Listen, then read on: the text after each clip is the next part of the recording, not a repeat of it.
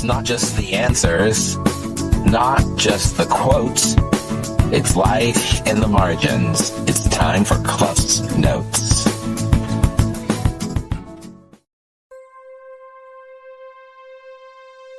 All right, welcome back. This is Rides and Recovery. We're in week 7, and our first ride of the week sort of came as a surprise. So it's Monday, and Tammy had a random drug test pop up in her process.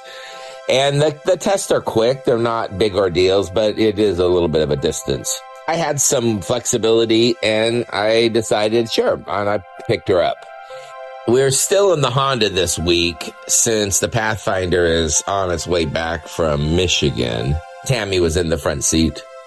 Harbor in the back, just entertaining herself while Tammy and I caught up. I spent a bit of the ride talking to her about our weekend, and one of the things that Michael and I enjoy doing is trying to set meal calendars together and get prepared for that so that it feels like we can look forward to those and people can come over. And so I told her, by the way, we have meals planned on Tuesday, Wednesday, and Thursday, and I was going through what they were.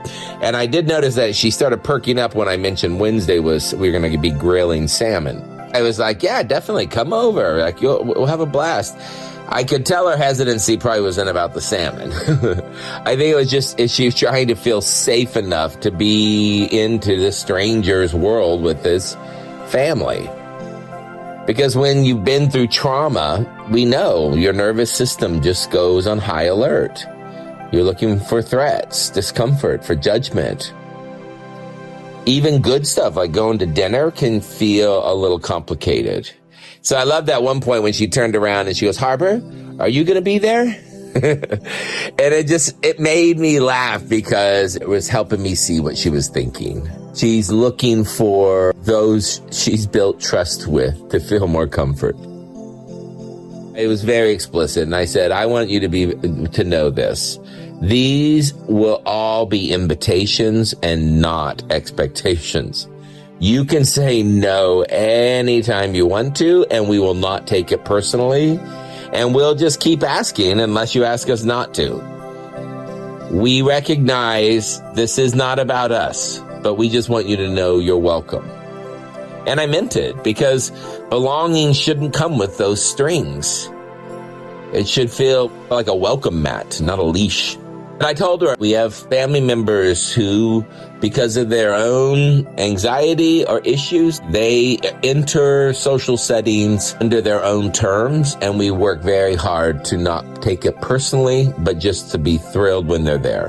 And that's the space that I was trying to let her know she was invited to. And I did tell her, please know, like, you're so close. If you just said, I need to go home, you don't have to give me any reason. We will get in the car and take you. I don't ever want you to feel stuck or trapped.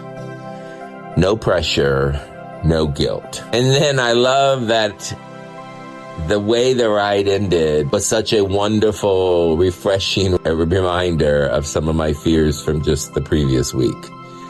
Because Tammy gets out, she says her goodbye, and she is walking back to the house, and Harbor almost sadly says, she didn't tickle me. And I laughed. I go, well, did you want her to? And Harbor nodded, yeah, like, duh. And that's when it hit me that even in those quiet little background moments, connection is forming.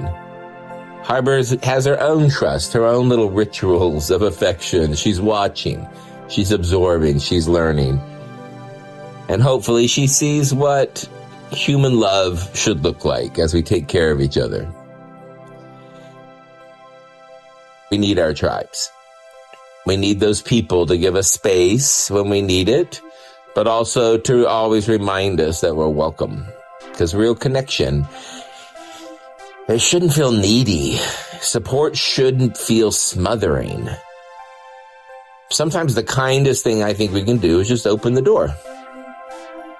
And that could also maybe offer the escape plan if they need it. Where are you offering presence without pressure?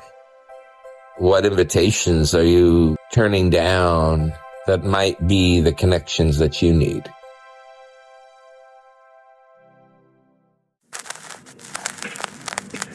Another reel for the shelf.